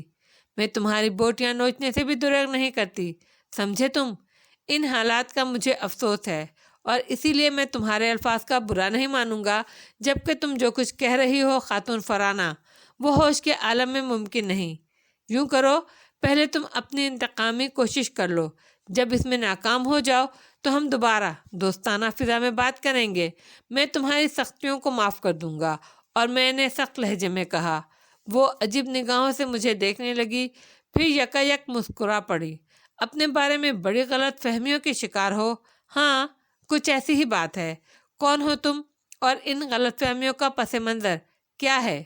اس وقت اس کی تفصیل بیکار ہے، کیونکہ ہم دوستی کی فضا میں نہیں ہیں۔ اگر میں تمہارے خلاف انتقامی کارروائی کرتا تو اس میں سوہانہ کی تباہی اور اس ویٹر کی موت لازمی تھی جس نے تمہاری ایما پر مجھے کافی میں بے ہوشی کی دوا دی تھی۔ بہت خوب، اس حد تک، اس نے کہا۔ اس سے بھی کہیں آگے فرانہ، میں کوئی شریف آدمی نہیں ہوں۔ جو کوئی بھی ہو، اچھی ہو۔ ویسے لبنانی نہیں ہو۔ لبنانی ہی ہوں، لیکن زندگی یہاں نہیں گزاری، آوارہ گرد رہا ہوں، اور اب ایک طرح سے لبنان میں اجنبی ہوں۔ تمہارا تعلق فلسطینیوں سے تو نہیں ہے؟ اس نے سوال کیا۔ اب وہ نرم پڑ چکی تھی۔ میرا تعلق ساری دنیا سے ہے، اور کسی سے بھی نہیں ہے۔ بس فرانہ، بور ہو گیا ہوں۔ کچھ کروں؟ بلاؤ ان لوگوں کو جو تمہارے ایما پر مجھے سزا دیں، میں نے بیزاری سے کہا۔ ٹوٹ پھوٹ جاؤ گے، اور مجھے ٹوٹے پھوٹے لوگ پسند نہیں۔ چھوڑو ان باتوں کو اور اطمینان سے بیٹھو۔ اس کا انداز بدل گیا۔ میں نے دل ہی دل میں وہ مارا کا نعرہ لگایا، گویا میری اب تک کی کوششیں بار آور ہوئی تھیں۔ میں خاموشی سے گردن جھکا کر بیٹھ گیا۔ اب وہ مسکراتی ہوئی نگاہوں سے مجھے دیکھ رہی تھی، پھر کھڑی ہو گئی۔ اس کے باوجود کہ میں ایک بار پھر تمہارے سامنے بیوقوف بن گئی ہوں، تمہارے بارے میں تصدیق ضرور کروں گی۔ مجھے اس کی اجازت دو، اس نے کہا۔ میں خاموشی سے اسے دیکھتا رہا۔ اس نے دروازے کے پاس جا کر مخصوص انداز میں دستک دی تو دروازہ کھل گیا، اور وہ باہر نکل گئی۔ مجھے تو آنا ہی اس کے پاس تھا، اس لیے اب میں کوئی اور حرکت نہیں کر سکتا تھا۔ البتہ اس کے باہر نکل جانے کے بعد اس کے بارے میں سوچنے لگا۔ تنظیم نے مجھے اس کے پیچھے لگایا تھا کہ اس کی حقیقت معلوم کروں، حالانکہ اس وقت کی باتوں سے یہ اندازہ ہو رہا تھا کہ وہ با اثر اور خود پسند ضرور ہے، لیکن زیادہ ذہین نہیں ہے۔ باہر صورت جو کچھ بھی ہے، مجھے اپنی ڈیوٹیز انجام دینا تھی۔ البتہ اس احساس سے میرے ذہن میں چبھن ہو رہی تھی کہ اس کے بعد کیا کروں گا۔ اس خوفناک بلا سے بچنا مشکل تھا، حالانکہ تنظیم کے مقاصد پورے کرنے کے سلسلے میں یہ میرا پہلا امتحان تھا، اور میں دل و جان سے اس امتحان سے گزرنے کے لیے تیار تھا۔ تقریباً 20 منٹ کے بعد فرانہ مسکراتی ہوئی آئی اور بے تکلفی سے بولی، آؤ شہباز، میرے ساتھ آؤ۔ میں اپنی جگہ سے اٹھ کر اس کے ساتھ چل پڑا۔ ہم اسی کمرے میں پہنچ گئے جہاں میں پہلے بھی آ چکا تھا۔ بیٹھو، یہ جگہ تمہارے لیے اجنبی نہیں ہے۔ اس نے خوش دلی سے کہا۔ میرے بارے میں کیا رپورٹ ملی تمہیں؟ میں نے سرد لہجے میں پوچھا۔ مجھے کچھ غلط فہمی ہوئی تھی، اس نے کہا۔ زیادہ زخمی تو نہیں ہوئے؟ نہیں، شاید کار زیادہ گہرائی میں نہیں گری۔ ویسے وہ کون سی جگہ تھی؟ ارے چھوڑو، اس ناخوشگوار واقعے کو یاد کرنے سے کیا فائدہ؟ کچھ کھاؤ گے؟ نہیں، کسی چیز کی ضرورت نہیں ہے۔ پیو گے؟ براہ کرم فرانہ، میرے سامنے اس کا نام بھی مت لینا، میں نے جھوٹ موٹ جد بز ہو کر کہا۔ آرام کرو گے یا کہیں چلنا ہے؟ اس نے کہا اور ہنس پڑی۔ مجھے بھی ہنسی آ گئی۔ ارے ہاں، یہ بتاؤ تمہارا قیام کہاں ہے؟ میں نے اطمینان سے اپنا پتہ بتا دیا۔ اس میں کوئی الجھن نہیں تھی، فواد سے بات ہو چکی تھی۔ تمہیں اپنے سامان کی ضرورت تو نہیں ہے؟ نہیں، کچھ خاص نہیں۔ میرے یہاں قیام نہیں کرو گے؟ مستقل؟ میں نے مسکرا کر پوچھا۔ کیا حرج ہے؟ میں تو تنہا انسان ہوں، کوئی نہیں ہے میرا اس دنیا میں، کہیں بھی رہ سکتا ہوں۔ میرے یہاں رہو، کوئی تکلیف نہیں ہوگی، وعدہ کرتی ہوں۔ کس حیثیت سے؟ اس کا تعین بعد میں کریں گے۔ اتنی جلدی تمام مراحل طے کر لینا مناسب نہیں ہے فرانہ۔ ابھی تھوڑی دیر پہلے ہم دونوں عجیب سے حالات میں تھے، ممکن ہے آئندہ بھی میں تمہارے معیار پر پورا نہ اتروں۔ اوہ نو، لوگ مجھے خپتی کہتے ہیں۔ میرا خپت یہی ہے کہ جب کسی پر اعتبار کرتی ہوں تو آنکھیں بند کر لیتی ہوں، اور اس وقت تک آنکھیں بند رکھتی ہوں جب تک وہ مجھے کسی گڑھے میں نہ دھکیل دیں۔ میرے خیال میں یہ دانش مندی نہیں ہے۔ کیوں؟ ایسے لوگ عموماً نقصان اٹھاتے ہیں۔ میری بات پہ یقین کرو گے؟ اس نے آنکھیں بند کر کے ہنستے ہوئے کہا۔ مجھے نقصان اٹھانے میں بھی لطف آتا ہے۔ جانے کی اجازت نہیں دو گی؟ نہیں، جیسے تمہاری مرضی، میں نے شانے اچکا کر کہا۔ میری طرف سے تمہارے دل میں کوئی کبیدگی تو نہیں ہے؟ وہ بولی اور میں نے نفی میں گردن ہلا دی۔ میں نے گویا اب اس کے سامنے ہتھیار ڈال دیے تھے۔ غالباً اسے اپنی اس فتح پر بہت خوشی تھی۔ میں نے باقی سارا وقت اس کے ساتھ گزارا۔ اس دوران میں اس نے صرف فون وصول کیے تھے، لیکن کوئی ایسی بات نہیں کی تھی جس سے کوئی اندازہ ہو سکتا۔ بس ہاں ہوں اور ٹھیک ہے اس پر اکتفا کیا، لیکن اس نے کم از کم 30 یا اس سے کچھ زیادہ ہی فون ریسیو کیے تھے۔ اتنے فون؟ کیا تم ہمیشہ اتنے فون ریسیو کرتی ہو؟ بعض اوقات اس سے بھی زیادہ، اس نے مسکراتے ہوئے کہا۔ کون لوگ ہوتے ہیں یہ؟ میرا حلقہ احباب بہت وسیع ہے۔ 80% کالز بیرونی ہوتی ہیں اور 20% مقامی۔ ان میں کچھ کاروباری ہوتی ہیں اور بیشتر میرے دوستوں کی۔ تمہارا کیا کاروبار ہے فرانہ؟ اس سوال کے جواب سے قبل میں تمہارے بارے میں جاننے کی خواہش مند ہوں۔ بیروت میں رہ کر تم فرانہ سے اس قدر ناواقف ہو، یہ بات میرے لیے ایک چیلنج ہے۔ ایسا کیوں ہے؟ تم نے خود کوئی اندازہ نہیں لگایا؟ کوئی خاص نہیں۔ میں تو بتا چکا ہوں لبنان میرا آبائی وطن ہے، لیکن میں نے زندگی کا بیشتر حصہ بیرون ملک گزارا ہے۔ London, Paris, Holland, Yugoslavia, Norway, Denmark وغیرہ، لیکن سال 2 سال میں کچھ عرصہ اپنے وطن میں ضرور گزارتا ہوں۔ سکون مجھے یہی ملتا ہے۔ اوہ، یہ بات ہے، تب ٹھیک ہے۔ کوئی اور عزیز نہیں ہے تمہارا؟ بس یوں ہی راہ گزر لوگ عزیز ہو جاتے ہیں، باقی دشمنوں سے مجھے کوئی دلچسپی نہیں ہے۔ انوکھے ہو، میں عزیز ہوں تمہیں؟ تھی نہیں، ہو گئی ہو۔ میں نے منافقت کا کاروبار شروع کر دیا۔ تمہارا ذرائع آمدنی کیا ہے؟ کوئی خاص نہیں، بس ملک کی سیر کرتا ہوں اور ضروریات پوری کرنے کے لیے تجارت کر لیتا ہوں، جسے زبردستی اسمگلنگ کا نام دے کر ملعون قرار دیا گیا ہے۔ کیا واقعی؟ وہ خوشی سے بولی۔ کیوں؟ اس میں خوش ہونے کی کیا بات ہے؟ اس لیے کہ میں خود بھی یہی کاروبار کرتی ہوں، اور نہایت اعلیٰ پیمانے پر۔ حالات کہہ رہے ہیں کہ ہم طویل عرصے تک دوست رہیں گے۔ تم تو بہت سی خوبیوں کے مالک ہو۔ بینک بیلنس کیا ہے اس وقت؟ کچھ نہیں، جو تھا اڑا چکا ہوں۔ اور پھر ایک آوارہ گرد کا کسی بینک میں کوئی بیلنس نہیں ہوتا۔ میرے بینک لوگوں کی جیبوں میں قائم ہیں۔ فکر نہ کرو، میں تمہارا اکاؤنٹ کھلوا دوں گی۔ آئندہ تم میرے لیے کام کرو گے۔ تم تنہا یہ کام کرتی ہو؟ میں نے سوال کیا۔ ایسے کام تنہا نہیں ہوتے، میرا مطلب ہے اس اعلیٰ پیمانے پر نہیں ہوتے جس پر میں کرتی ہوں۔ ان تمام ملکوں میں میرے کارندے موجود ہیں جن کا تم نے نام لیا ہے۔ مجھے بھی زندگی میں جمود پسند نہیں ہے۔ انسان متحرک رہے تو چست رہتا ہے۔ کیا مطلب ہے تمہارا؟ میرا مطلب ہے اگر تم مجھے اپنے ساتھ شامل کرنا چاہتی ہو تو میرے لیے بہتر یہ رہے گا کہ مجھے باہر بھیجتی رہا کرو۔ یہاں بیروت میں رہ کر میں بے شمار اذیتناک احساسات کا شکار ہو جاتا ہوں، اور بعض اوقات یہ سوچنے لگتا ہوں کہ انسانی رشتے جب اس انداز میں انسان سے دور ہو جاتے ہیں تو پھر ان کا تصور ہی کیوں قائم کیا گیا ہے؟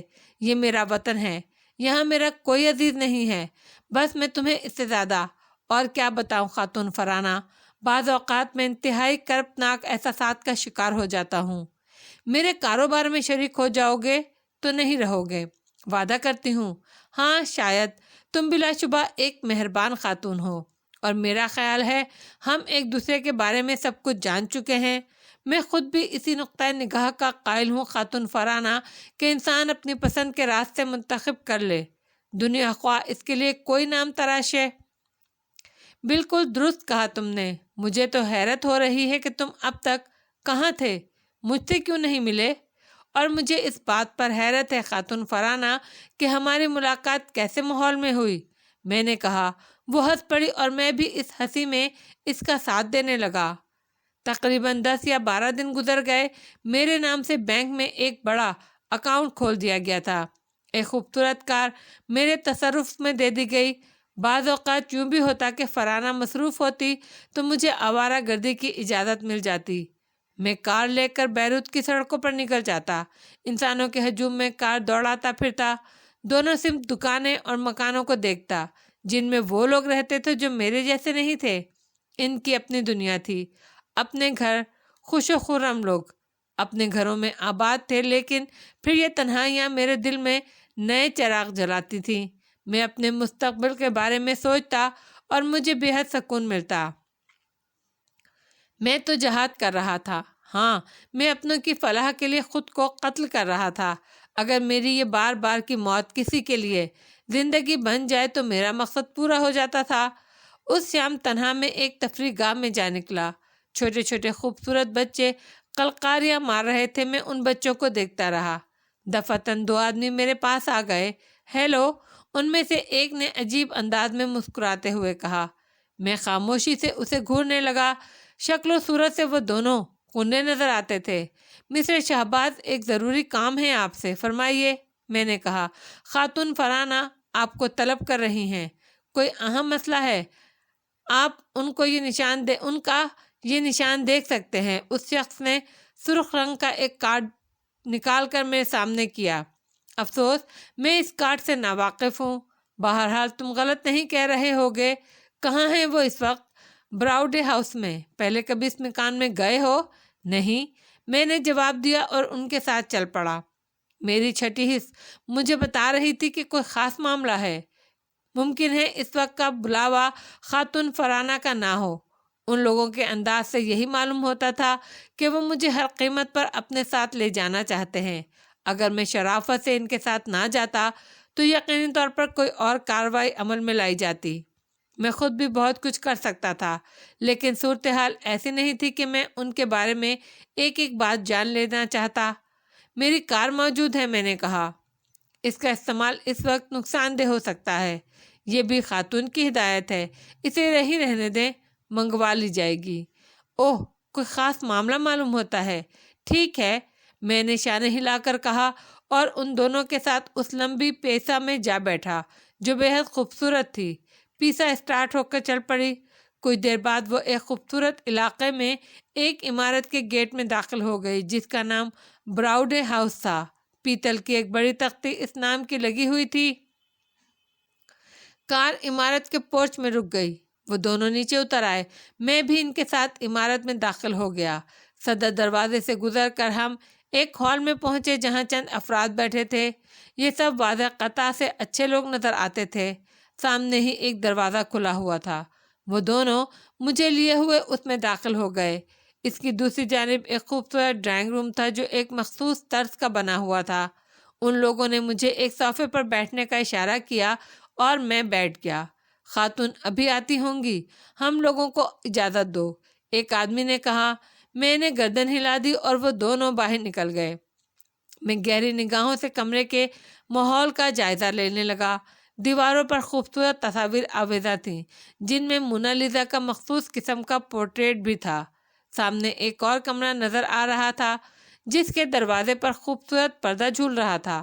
چند لمحوں کے بعد اس پردے کے عقب سے ایک دراز قد اور خوش شکل عورت نکل آئی۔ اس کے جسم پر پتلون اور جیکٹ تھی، کمر میں پستول لٹکا ہوا تھا۔ جسامت اور چلنے کے انداز سے وہ خاصی چاق و چوبند نظر آتی تھی، غالباً وہ مقامی ہی تھی۔ میں کھڑا ہو گیا۔ ہیلو، اس نے ہونٹ سکیڑ کر مسکراتے ہوئے کہا۔ کیسے مزاج ہیں؟ ٹھیک ہوں، لیکن آپ مجھے ڈینی مارشل عصمت کہتے ہیں۔ خاتون فرانہ کہاں ہیں؟ میں نے پوچھا۔ وہ مسکراتی ہوئی میرے سامنے آئی۔ خاتون فرانہ کہاں ہیں؟ میں نے قدرے دشت لہجے میں کہا۔ اس کے چہرے پر خشونت کے آثار ابھر آئے اور وہ بھی سخت لہجے میں بولی، جہنم میں، یہاں میں ہوں، گویا مجھے دھوکے سے بلایا گیا ہے۔ میں نے ہونٹ بھینچ کر کہا۔ وہ سامنے پڑے صوفے پر جا کر بیٹھ گئی اور بولی، بہت گہری عقیدت ہے اس سے۔ تم کون ہو؟ کیا چاہتی ہو؟ میں ڈینی مارش اسمتھ ہوں، سمجھے، اور تمہارے بارے میں اچھی طرح جانتی ہوں۔ تم جو کچھ ہو مجھے معلوم ہے۔ میں جانتی ہوں تم جیسے لوگ کسی کے وفادار نہیں ہو سکتے۔ اس صاف گوئی کے لیے مجھے معاف کر دینا، بس میں اداکاری برداشت نہیں کر پاتی۔ جب کوئی میرے سامنے اداکاری کرتا ہے تو مجھے یوں محسوس ہوتا ہے جیسے وہ مجھے بیوقوف بنا رہا ہے۔ تم نے مجھے خاتون فرانہ کے نام پر بلایا تھا۔ خاتون فرانہ؟ وہ طنز سے ہنس پڑی۔ تمہارا نام شہباز ہے نا؟ ہاں، شک ہے تمہیں؟ اور تم مسلمان ہو؟ مقصد بتاؤ خاتون، مجھے ان باتوں سے کوئی دلچسپی نہیں ہے۔ تم ایک ایسی عورت کے اعلی کار بنے ہوئے ہو جو بیروت میں رہ کر لاتعداد لوگوں کو احمق بنائے ہوئے ہے۔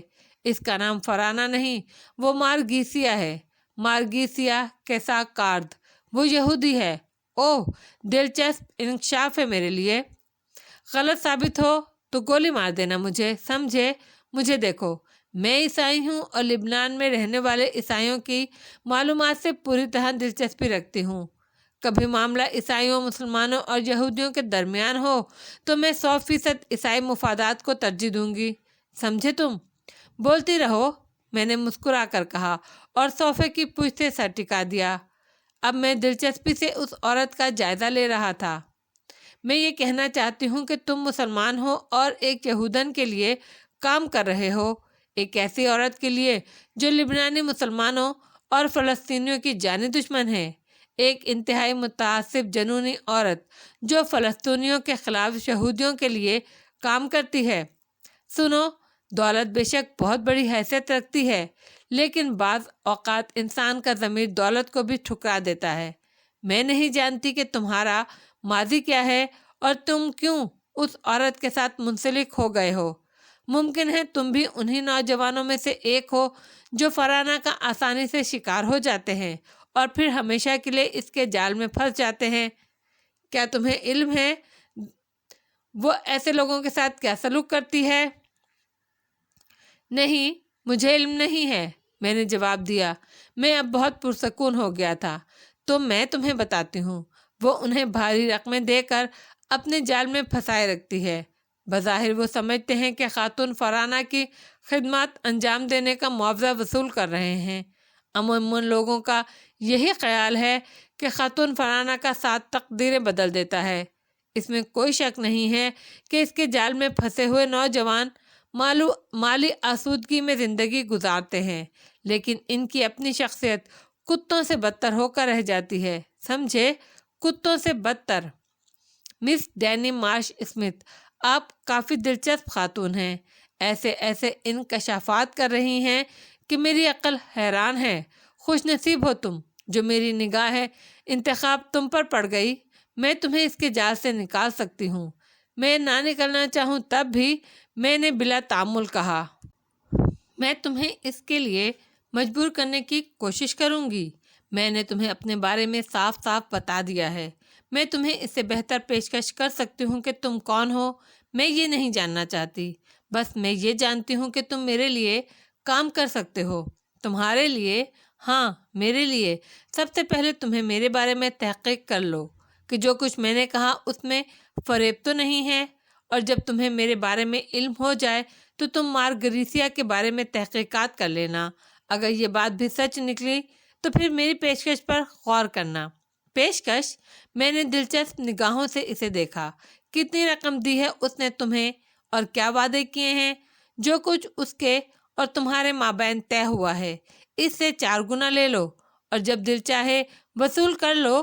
میں تمہیں طے شدہ معاوضے کی آدھی رقم اسی وقت پیش کر سکتی ہوں۔ میرا کام کرنے کے بعد تم دنیا کے کسی بھی ملک میں جانا چاہو تو میں تمہیں وہاں بھی بھیج سکتی ہوں بغیر کسی تکلیف کے، اور اس کا پکا بندوبست کر دوں گی۔ میرے خیال میں مسٹر شہباز، اس سے عمدہ پیشکش اور کوئی نہیں ہو سکتی۔ ہاں، اس میں کوئی شک نہیں ہے۔ تو پھر کیا خیال ہے، سودا کرو گے؟ بات کچھ ہضم نہیں ہو رہی مادام ڈینی، آپ نے اچانک کسی کام کے لیے میرا انتخاب کیوں کر لیا؟ اس ذلیل کی فطرت سے واقف ہو کر۔ اوہ، آپ میرے سامنے خاتون فرانہ کو بہت برے الفاظ سے یاد کر رہی ہیں۔ بہرحال آپ کی پیشکش پر غور کیا جا سکتا ہے۔ شکریہ، اس سے تمہارا دوہرا فائدہ ہوگا۔ دولت بھی حاصل ہو جائے گی، اور جس جال میں تم پھنسے ہوئے ہو اس سے بھی نکل جاؤ گے۔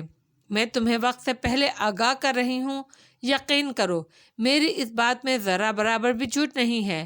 ٹھیک ہے، مگر آپ چاہتی کیا ہیں؟ پہلے مجھے اس بات کا اطمینان دلاؤ کہ جو وعدہ کرو گے اسے پورا بھی کرو گے۔ اطمینان آپ خود کر سکتی ہیں مادام ڈینی، میرے پاس وہ ذرائع نہیں جن سے آپ کو اطمینان دلا سکوں۔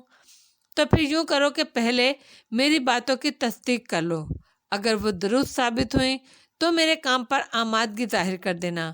میں تمہیں اپنا فون نمبر دے دوں گی، تم مجھے فون پر آگاہ کر سکتے ہو۔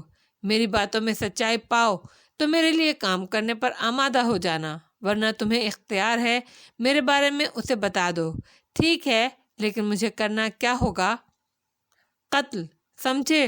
تم اسے قتل کرو گے، نہایت خاموشی سے، ایسے اسے زہر دو گے، وہ زہر جو میں تمہیں فراہم کروں گی۔ تم یہ کام بآسانی کر سکتے ہو۔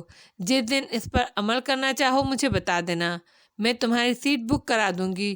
اس کام کے انجام دہی کے چند گھنٹوں کے اندر اندر تم لبنان سے باہر نکل جاؤ گے۔ کچھ سوالات ہیں میرے ذہن میں، پوچھو۔ آپ اسے قتل کیوں کرانا چاہتی ہیں؟ وہ میری حریف ہے، کاروباری حریف۔ اس نے مجھے بدترین چوٹ دی ہے، میں اس کے خون کی پیاسی ہو گئی ہوں۔ میں اسے زندہ نہیں دیکھنا چاہتی۔ آپ کیا کاروبار کرتی ہیں؟ اسمگلنگ؟ تو کیا خاتون فرانہ، میرا مطلب ہے مارگریسیا اسمگلر ہے؟ ہاں، اس کی تصدیق بھی کر لینا۔ میں تمہیں ہر طرح کی آزادی دیتی ہوں، لیکن اس کے ساتھ ایک درخواست بھی کروں گی۔ وہ کیا؟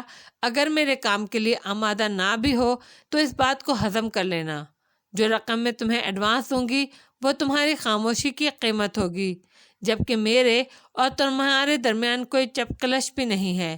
یہ بھی مجھے معلوم ہے کہ مارگریسیا سے بھی تمہارے دیرانہ مراسم نہیں ہیں۔ ہاں، اگر تم نے اس کے خلاف ورزی کی تو میں تمہیں اپنے بدترین دشمنوں میں گردانوں گی، اور اس کے بعد جو کچھ ہوگا تمہاری ذمہ داری ہوگی۔ بات قابل غور ہے۔ بہرحال میں تیار ہوں، کیونکہ مجھے صرف دولت سے دلچسپی ہے۔ مارگریسیا کی موت کے بعد بھی تمہارے لیے بہت کچھ کیا جا سکتا ہے۔ میں نے تمہیں مہلت دی ہے، پہلے میری باتوں کی تصدیق کرو۔ اس کی ضرورت نہیں میڈم ڈینی، میں فطرتاً لاابالی انسان ہوں۔ کون کیا ہے مجھے اس سے دلچسپی نہیں۔ ایک مسلم گھرانے میں پیدا ہو گیا، اسی لیے مسلم ہوں، اور بس۔ سیاسی اور مذہبی فضا کیا ہے یہ ہم جیسے لوگوں کے جاننے کی بات نہیں ہے۔ ہماری سیاست دولت اور ہمارا مذہب دولت۔ عمدہ بات ہے گویا تم جب چاہو گی تمہارا کام ہو جائے گا، لیکن میں اس کے اونچے تعلقات سے واقف ہوں۔ پہلے مجھے یہاں سے نکالنے کا بندوبست کر لو، سب ہو جائے گا، سب کچھ ہو جائے گا۔ اس معاہدے کی خوشی میں آج یا تمہیں جشن میں شرکت کے لیے روک سکتی تھی، لیکن میں تمہارے خلاف اس کے دل میں شک و شبہات بھی نہیں چاہتی، اس لیے تمہیں خدا حافظ کہوں گی۔ بہتر ہے مادام ڈینی، آپ سے میری دوسری ملاقات کب ہوگی؟ کل کسی بھی جگہ۔ اور سنو، یہ رکھ لو۔ اس نے پرس کھول کر بڑے نوٹوں کی ایک گڈی نکالی اور میری طرف اچھال دی۔ یہ ایڈوانس ہے۔ اوہ مادام، یہ مناسب نہیں، آپ اسے رکھ لیں۔ کیوں؟ خواہ خواہ ان کی حفاظت کے لیے پریشان رہوں گا۔ فی الحال میرا اور کوئی ٹھکانہ نہیں ہے۔ اوہ سوری، میں سمجھ گئی، ٹھیک ہے، پھر ملاقات کل۔ میں خود تمہاری تلاش کر لوں گی۔ اس نے اٹھ کر بڑی گرم جوشی سے میرا ہاتھ ہلایا اور بولی، تمہاری کار باہر موجود ہے، میرے آدمی لے آئے تھے۔ واپسی میں ذہن خاصا الجھا ہوا تھا۔ سوال ہی پیدا نہیں ہوتا تھا کہ میں ڈینی کی ہدایت پر عمل کرتا۔ اس نے میرے بارے میں جو اندازہ لگایا تھا وہ بھی حالات کے تحت تھا، لیکن میرا ذہن صورتحال کو اس انداز میں قبول نہیں کر رہا تھا۔ میں سوچ رہا تھا کہ اس کے پس پردہ کیا راز ہے، تاہم جب تک واقعات آگے نہ بڑھتے کوئی فیصلہ کرنا مشکل تھا۔ چنانچہ فرانہ کی رہائش گاہ کے قریب پہنچ کر میں نے ذہن کو جھٹک دیا اور کار پورچ میں کھڑی کر کے اندر چلا گیا۔ فرانہ موجود تھی۔ اس نے شاید کہیں سے میری کار دیکھ لی، چنانچہ ایک ملازم سے اس نے مجھے اپنے پاس بلوا لیا۔ بالائی منزل کی نشست گاہ میں وہ ایک آرام دہ کرسی میں دھنسی ہوئی تھی۔ مجھے دیکھ کر تھکے تھکے انداز میں مسکرائی اور سامنے بیٹھنے کا اشارہ کیا۔ میں کرسی پر بیٹھ گیا۔ کہاں آوارہ گردی ہو رہی تھی؟ بس یوں ہی بیروت کی سڑکوں پر۔ بور تو نہیں ہو گئے بیروت سے؟ ابھی نہیں، ممکن ہے ہو جاتا، لیکن تم مل گئی ہو اس لیے ذہن کو سکون ہے۔ ایک نہ ایک دن تم ضرور بور ہو جاؤ گے۔ میرا خیال ہے ایسا نہیں ہوگا۔ ہمارے درمیان صرف دولت کا رشتہ نہیں ہے، بس میں تمہاری شخصیت سے متاثر ہوں۔ فرانہ کے انداز میں ایک مسرت آمیز کیفیت پیدا ہو گئی۔ انسان کتنا ہی چالاک کیوں نہ ہو، کسی بھی راستے پر کیوں نہ نکل جائے، اپنی تعریف پر خوشی اس کی فطرت میں رہتی ہے۔ فرانہ کی شخصیت مشکوک تھی۔ اس نے یہ بات تو بتا دی تھی کہ وہ اسمگلنگ کا کاروبار کرتی ہے۔ ایک اور شخصیت تھی جو اس کی ابھی بھی پوشیدہ تھی، اور تنظیم اس کی حقیقت جاننا چاہتی تھی۔ شکریہ شہباز، تم مجھے ذہنی آسودگی، سکون بخشتے ہو۔ میں اس بات سے انحراف نہیں کروں گی کہ میں زیادہ اچھی عورت نہیں ہوں، لیکن ساری باتوں کے باوجود میں انسان ہوں۔ تم نے میرے بارے میں کچھ کہانیاں تو ضرور سنی ہوں گی۔ کہانیاں؟ میں نے سوالیہ انداز میں کہا۔ ہاں، بیروت کے مختلف حلقوں میں میرے بارے میں لاتعداد کہانیاں مشہور ہیں۔ اتفاق سے یہ کہانیاں میرے کانوں تک نہیں پہنچ سکیں۔ ہاں، آج البتہ میں نے ایک کہانی سنی ہے۔ آج؟ ہاں، کچھ دیر قبل۔ کہاں اور کیا کہانی تھی؟ بڑی دلچسپ اور تعجب خیز۔ اشتیاق بھڑکا رہے ہو میرے دل میں۔ کیا کہانی تھی؟ مجھے نہیں سناؤ گے؟ اس کہانی کو سنانے سے قبل ایک سوال ضرور کروں گا۔ میں اس کے چہرے پر نگاہیں گاڑ کر بولا، اور اس نے آنکھیں بند کر کے گردن ہلا دی۔ کیا تمہارا نام فرانہ ہی ہے؟ میرے اس سوال پر اس نے جلدی سے بند آنکھیں کھول دی۔ کیا مطلب ہوا اس بات کا؟ وہ متحیرانہ انداز میں بولی۔ مطلب صاف ہے، کیا تمہارا نام صرف فرانہ ہے؟ میں نے دوبارہ سوال کیا۔ وہ میری آنکھوں میں دیکھ رہی تھی، پھر آہستہ سے بولی، تمہیں اس پر شبہ ہے؟ شبہ نہیں ہے، لیکن جو کہانی میں تمہیں سنانے والا ہوں اس سوال سے اس کا گہرا تعلق ہے۔ کہانی سناؤ، میں وعدہ کرتی ہوں تمہیں سب کچھ سچ سچ بتا دوں گی۔ اس نے تھکے تھکے لہجے میں کہا۔ کیا میں تمہیں مارگریس یا کیسا گارد کے نام سے پکار سکتا ہوں؟ میں نے کہا تو وہ اچھل پڑی اور سنبھل کر بیٹھ گئی۔ یہ نام تمہیں کہاں سے معلوم ہوا؟ اس نے مری ہوئی آواز میں کہا۔ دیکھیں خاتون فرانہ، اگر کسی سے دوستی کے دعوے کیے جاتے ہیں تو پھر سچ کہنا اور سچ سننا لازمی ہو جاتا ہے۔ کیا خیال ہے میرے یہ الفاظ تمہاری طبع نازک پر گرا تو نہیں گزرے؟ اس نے نفی میں گردن ہلائی اور ٹھہرے ہوئے لہجے میں کہنے لگی، ہاں، میرا نام مارگریسا کیسی گاردو ہی ہے۔ میرے باپ کا نام کیسا گارد تھا، ایک کمیونسٹ پرتگالی، لیکن میری ماں لبنان کی رہنے والی تھی اور روزی خاندان سے تعلق رکھتی تھی۔ باپ نے میرا نام مارگیسا رکھا اور ماں نے فرانا۔ یہ ہے تمہارے اس بات کا جواب؟ گویا مارگیسا کے نام سے بھی تمہیں پکارا جا سکتا ہے؟ نہیں، مجھے اپنی ماں کا دیا ہوا نام پسند ہے اور میرا حلقہ احباب مجھے فرانا ہی کے نام سے جانتے ہیں۔ میں نہیں چاہتی کہ لوگ مجھے مارگیسیا کے نام سے پکاریں۔ اب تم میرے سوال کا جواب دو گے کہ تمہیں یہ نام کہاں سے معلوم ہوا؟ ڈینی اسمتھ مارش، کیا تم اس نام سے بھی واقف ہو؟ میں نے کہا تو اس کی آنکھوں میں سرخی لہرانے لگی۔ کیا وہ تمہیں ملی تھی؟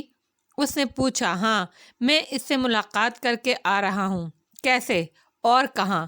اس نے اضطراب سے کہا اور میرے ہونٹوں پر مسکراہٹ پھیل گئی۔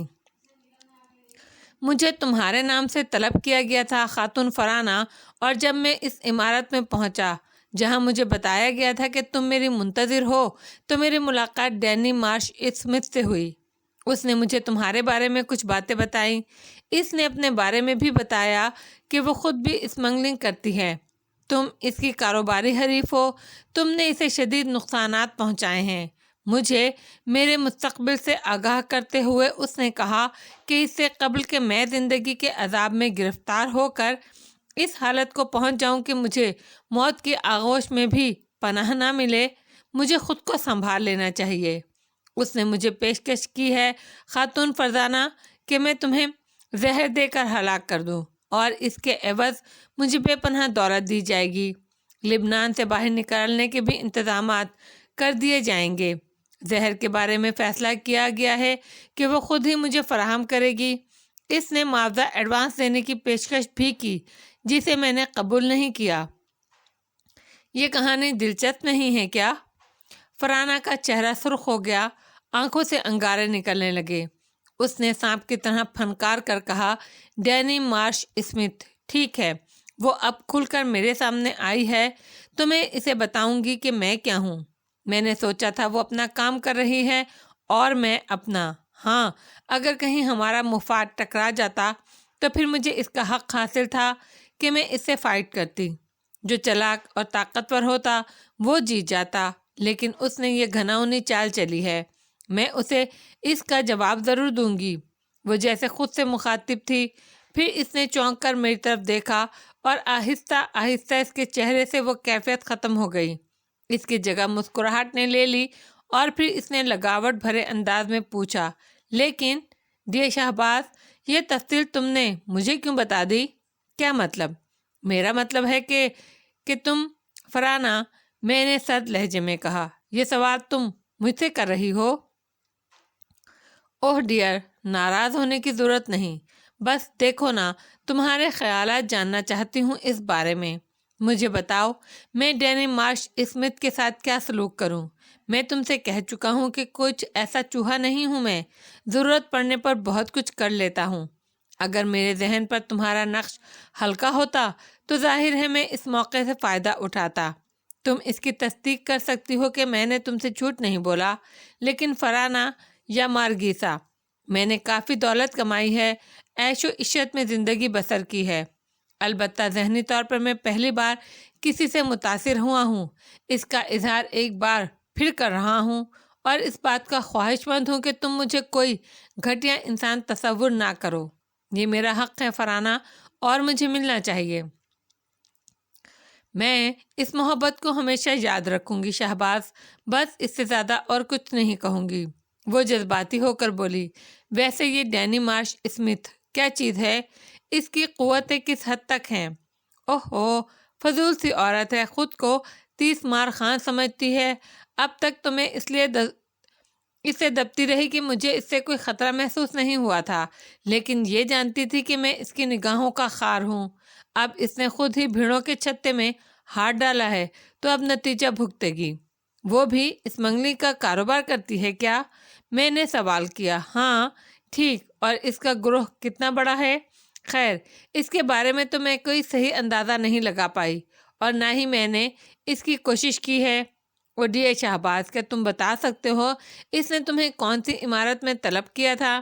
ہاں، کیوں نہیں، عمارت کا نام براؤڈے ہاؤس تھا۔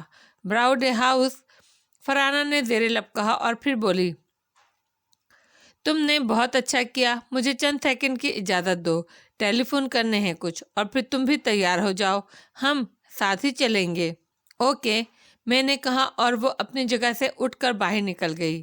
رات کو تقریباً 10:30 بجے اس کا گروہ اس کی کوٹھی میں جمع ہو گیا۔ تقریباً 20 افراد تھے۔ وہ کئی گاڑیوں میں آئے تھے، پھر میں، فرحانہ اور اس کے 4 خاص ساتھی ایک عمدہ قسم کی بلٹ پروف کار میں بیٹھ کر چل پڑے۔ باقی گاڑیاں ہمارے پیچھے آ رہی تھیں۔ میں فرحانہ کو براؤڈے ہاؤس کا راستہ بتاتا جا رہا تھا، وہ خود ڈرائیونگ کر رہی تھی۔ تھوڑی دیر کے بعد ہم اس جگہ پہنچ گئے جہاں میں نے ڈینی مارش اسمتھ سے بات چیت کی تھی۔ براؤڈے ہاؤس کی بلڈنگ کو میں نے پہچان تو لیا، لیکن وہ پیتل کی تختی وہاں موجود نہیں تھی جس پر براؤڈے ہاؤس لکھا ہوا تھا۔ اس کی جگہ خالی تھی۔ میں چونک پڑا۔ یہی عمارت ہے فرحانہ، لیکن پیتل کی تختی یہاں سے ہٹا دی گئی ہے۔ فرحانہ نے گاڑی میں لگا ہوا وائرلیس سیٹ آن کیا اور اپنے ساتھیوں کو اس عمارت کے بارے میں ہدایات دینے لگی۔ گاڑیاں اس کے قریب آ کر رکی اور اس کے برق رفتار ساتھیوں نے تیزی سے اتر کر عمارت کو گھیر لیا۔ فرحانہ خود بھی میرے ساتھ نیچے اتر آئی اور پستول ہاتھ میں لیے ہوئے عمارت کے گیٹ کی طرف بڑھی۔ میں خود بھی اس کے ساتھ تھا۔ ظاہر ہے کھل کر ہی اس کی مدد کرنی تھی، ورنہ اس کا مکمل اعتماد حاصل کرنا مشکل ہوتا۔ گیٹ پر کوئی چوکیدار موجود نہیں تھا۔ ہم صدر دروازے سے اندر داخل ہو گئے اور دوسرے ہی لمحے یہ احساس ہو گیا کہ عمارت خالی ہے۔ فرحانہ کی حلق سے غراہٹیں نکل رہی تھی۔ اس وقت کوئی بھوکی شیرنی معلوم ہوتی تھی۔ اس کے آدمی بھی اندر داخل ہو گئے۔ اس نے غصیلی آواز میں کہا، پوری عمارت کی تلاشی لو، جو بھی ملے اسے چوہے کی طرح پکڑ کر میرے سامنے لے آؤ۔ لیکن عمارت میں چوہا بھی نہیں ملا۔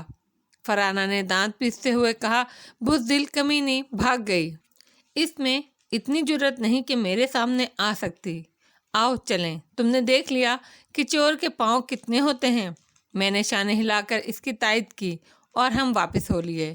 میں نے فرحانہ کے چہرے کے تاثرات سے یہ اندازہ لگانے کی کوشش کی کہ کہیں اس نے میری بات کو جھوٹ تو نہیں سمجھا، لیکن میرا خدشہ غلط نظر آتا تھا۔ اسے یقین تھا کہ جو کچھ میں نے کہا ہے وہ سچ ہے۔ بہر صورت ہم واپس اپنے مقام پر لوٹ آئے۔ فرحانہ اب بھی پرجوش نظر آ رہی تھی۔ ڈینی مارش اسمتھ کو میں نے اس لیے چھوڑ رکھا تھا شہباز کہ اب تک وہ میرے لیے کسی بھی طرح نقصان دہ ثابت نہیں ہوئی تھی، اور نہ ہی کبھی اس انداز میں سوچا کہ وہ میرے راستے کا پتھر ہے۔ لیکن ابتدا اس نے کر دی ہے، اب اس کی اور اس کے گروہ کی خیر نہیں ہے۔ میں دیکھوں گی کہ اس کے ہاتھ کتنے لمبے ہیں۔ میں خاموش ہی رہا۔ مجھے اپنی خوابگاہ میں جا کر آرام کرنے کی اجازت مل گئی اور میں نے سکون کی گہری سانس لی۔ رات بھر میں نہایت سکون سے سوتا رہا۔ دوسری صبح جب ناشتے کی میز پر فرحانہ سے ملاقات ہوئی تو وہ حسب معمول حشاش بشاش تھی۔ کوئی خاص تاثر نہیں تھا اس کے چہرے پر۔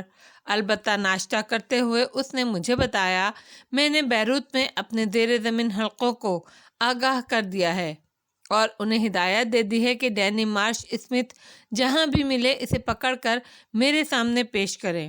تم کیا سمجھتے ہو وہ میرے ہاتھوں سے بچ سکتی ہے؟ اس نے میری طاقت کا غلط اندازہ لگایا ہے۔ مجھے ایسے بزدل دشمنوں سے سخت نفرت ہے جو چھپ کر وار کرنے کے منصوبے بناتے ہیں۔ میں نے کھلے میدان میں مقابلہ کرنے کی شوقین ہوں۔ اس کے علاوہ ڈیئر شہباز، میں تمہارے سامنے ایک اور انکشاف کروں گی تو تمہیں حیرت ہوگی۔ جہاں تک میری معلومات کا تعلق ہے، ڈینی مارش اسمتھ اپنے کاروبار میں با اختیار نہیں ہے، وہ کسی اور کی آلائے کار ہے۔ کیا مطلب؟ میں نے قدرے متحیرانہ انداز میں پوچھا۔ میری معلومات یہی بتاتی ہیں، ایک شخص ہینڈرک ہے، وہ کبھی منظر عام پر نہیں آتا۔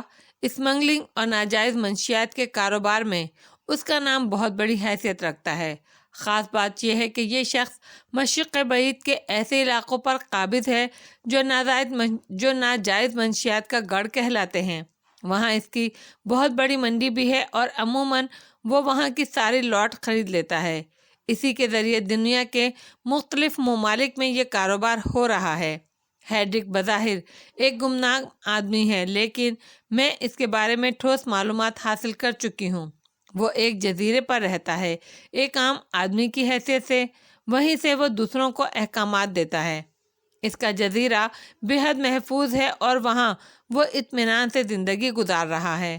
بات اگر صرف ڈینی مارش عصمت کی ہوتی تو شہباز میں اب تک اس سے کبھی کا نبٹ لیتی۔ بہر صورت اب بھی وہ میری دسترس میں ہے۔ تم دیکھو گے کہ بہت جلد میں اسے اپنے شکنجے میں جکڑ لوں گی۔ سارا دن فرانہ کے ذہن پر ڈینی مارش سوار رہی۔ وہ بے شمار فون بھی سنتی رہی اور ان میں زیادہ تر ڈینی مارش سے متعلق تھے۔ اس کے آدمی چاروں طرف ڈینی کو تلاش کرتے پھر رہے تھے۔ میں نے دل ہی دل میں سوچا وہ عورت بھی مجھ سے رابطہ قائم کر کے اچھی خاصی مصیبت میں پھنس گئی۔ بہرحال ان معاملات سے مجھے کوئی خاص دلچسپی تو تھی نہیں، سوائے اس کے کہ اب ذرا بیروت میں آوارہ گردی کرتے ہوئے محتاط رہنا تھا، کیونکہ ڈینی مارش بھی میری دشمن بن گئی تھی۔